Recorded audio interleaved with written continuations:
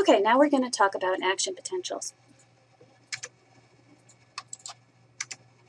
Action potentials are rapid changes in membrane potential that travel down the membrane of the axon like a wave. All right, so an action potential occurs when the neuron has been depolarized by some type of incoming stimulus, and that depolarization then sets off this very sudden rapid spiking in membrane potential within the axon itself. So the axon is where the action potential occurs. And that action potential, this sudden spike in membrane potential in the axon, will then what we call self-propagate. It will recreate itself, and it will travel from one end of that axon all the way down to the other end of the axon. So once you start it, you really can't stop it. And because of this, sometimes you hear the term all or none used when we are specifically talking about action potentials. Okay, so if we are looking at a specific point along an axon, okay, so right here we're looking at what's happening right along this particular region of axon. And if we were to stick a recording electrode inside that axon, we would see that there is a normal resting membrane potential, okay, that happens all the time when that cell is at rest. Okay, and in this case, we have a value for that somewhere around, here it says about -70, but remember that can vary from cell to cell. Okay, and then this graph over on the right part of the screen shows how that membrane potential can change over time at that particular spot along the axon as that membrane potential moves again like a wave down that axon from one spot to another. So if -65 now is on this graph considered the resting membrane potential of that cell, okay, that cell is sitting along there, the axon's about -65 millivolts negative inside relative to outside. And then as that signal comes down that axon, the membrane starts to depolarize. It starts to become more positive relative to the resting membrane potential. And there is this special magical voltage level called the voltage threshold. Okay, in order to generate an action potential, all right, the membrane potential has to be depolarized up to this voltage threshold value. And once it crosses that voltage threshold, once it has depolarized up to this point, then we get that all or none spike and that wave in membrane potential that can then just rush on down that axon in that all or none fashion. And in most neuronal axons, that threshold value is somewhere around, say, -50 millivolts. So the membrane potential of the axon really doesn't have to be depolarized that much before we trigger this sudden, almost violent spike in membrane potential. Okay. Now, those changes in membrane potential that occur during an action potential, that sudden spiky depolarization, is caused by ions moving across the membrane. And in particular, it has to do with the movement of sodium and potassium through two different types of very specialized membrane proteins. And those are voltage-gated sodium channels and voltage-gated potassium channels. And we'll come back to that in just a little bit.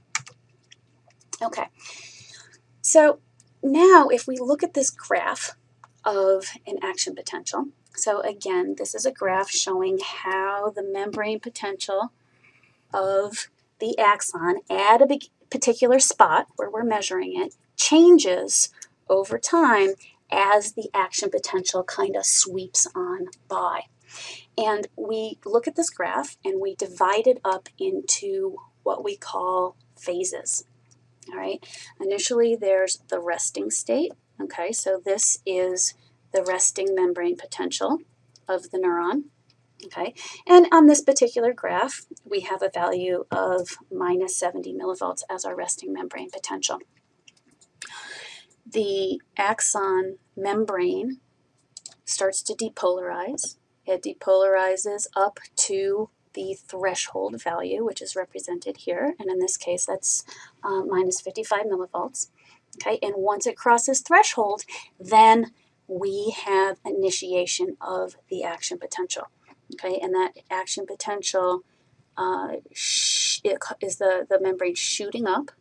Okay, and that rapid depolarization phase is also sometimes called the rising phase of the action potential for fairly obvious reasons. All right, once it reaches its peak value, it then starts to go back down. So this is the repolarization, also sometimes called the falling phase of the action potential. And then it comes back down and it actually goes more negative than the resting membrane potential. Okay, so for a short period of time, that axonal membrane is hyperpolarized. It's even more negative than it is at rest. And this is often called the undershoot of the action potential. And then over time, it will come back up until it will reach that resting membrane potential again, and it will be back in the resting state. Okay, so let's look at what's happening in terms of those two types of channels I mentioned, the voltage-gated sodium channels and the voltage-gated potassium channels. So at rest, most of the voltage-gated sodium and most of the voltage-gated potassium channels are both closed. So we have more potassium inside the cell, we have more sodium outside of the cell, and those two ions aren't particularly, changing in concentrations.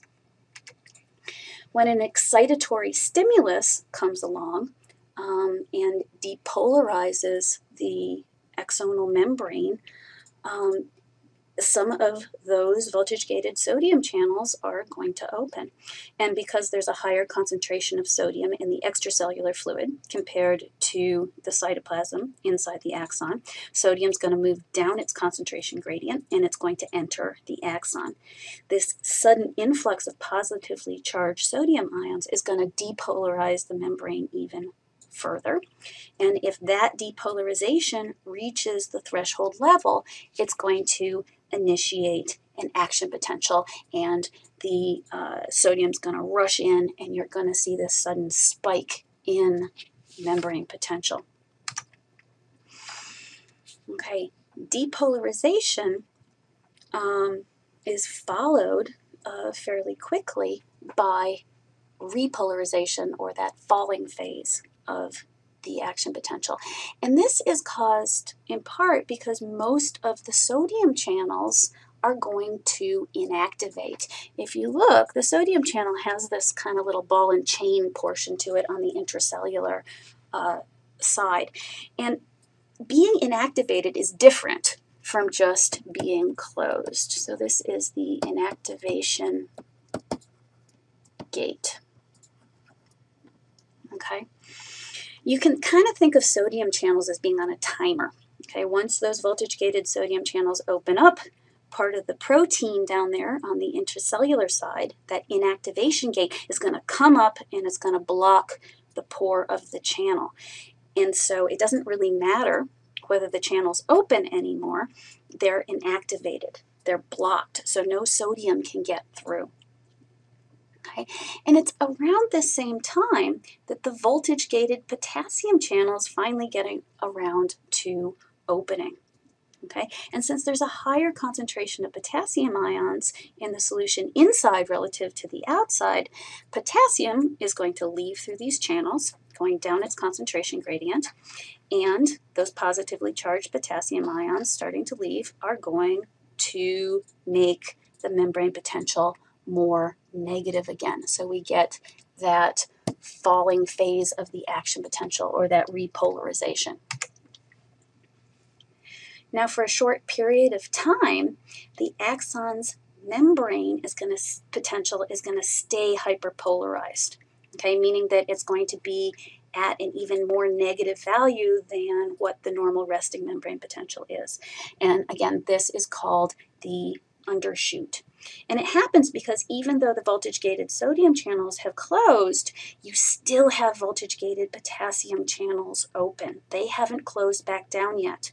So the membrane is still a little bit permeable, more permeable to potassium than it usually is at rest. And remember, we talked about the fact that when you have more potassium channels open, you're going to have a hyperpolarized membrane. Okay? And then we have a return to resting membrane state. Those potassium channels shut. Okay, the sodium channels come out from inactivation. Now both channel types are closed, and we return to our resting membrane potential levels. Okay, so that's what happens during an action potential at a specific location along the axon. That's what's happening on this little patch of membrane, looking at those little channels and what they do as the membrane potential reaches that spot on the axon. Now I want to kind of step back a little bit and talk about what an action potential looks like in terms of its movement along the length of an axon.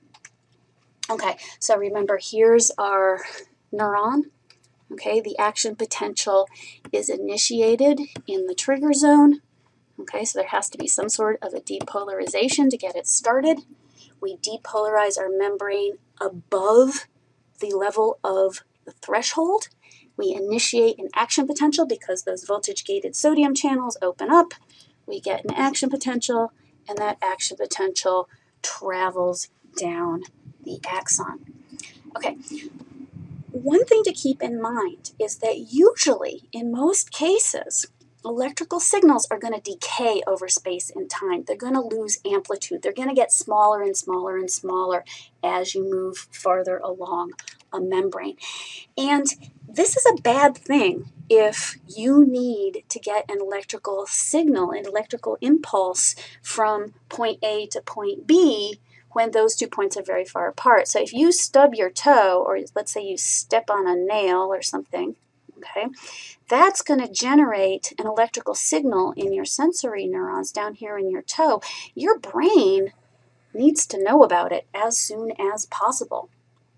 Okay, if that electrical signal generated down there in your toe decays over space, right? If it doesn't actually get up to your brain to tell your brain that you're stepping on a nail, that's a bad thing. So the nervous system really, really needs to faithfully conduct electrical impulses over, in some cases, relatively large distances. Now, the analogy I like to use with this is what I call the Great Transatlantic Telegraph Cable analogy. And this has to do with back in the middle of the 1800s, there was this great idea to lay a telegraph cable all the way across the Atlantic Ocean. Okay, so from Canada over to England over there.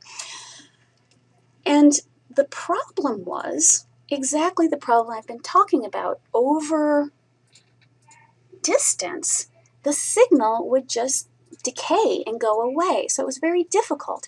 And they tried all this insulation around the cable, hoping that that signal would actually be able to make it far enough that they could do this. And they discovered something very, very important. Okay, so let's say you start off with a signal strength somewhere in that range. Okay, if over distance that signal decays, okay, it becomes useless if we're trying to get it all the way over here. But now let's say we look at this and we say, hey, okay, we can get it this far, okay, and in that distance here, distance x, that signal has decayed to 1/3 of its original value. Okay, now let's say that at every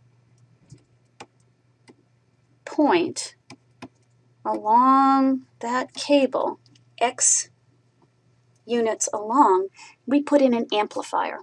And what that amplifier does is it multiplies that signal by 3. In essence, that amplifier boosts our signal back up to its original value. So what that means is it's going to decay, but then we're going to boost it back up, and then it's going to decay, but we're going to boost it back up, etc., etc., and we're going to end up with our signal coming out the other end at the same level that it went in at the beginning. And in essence, that's what your nervous system does.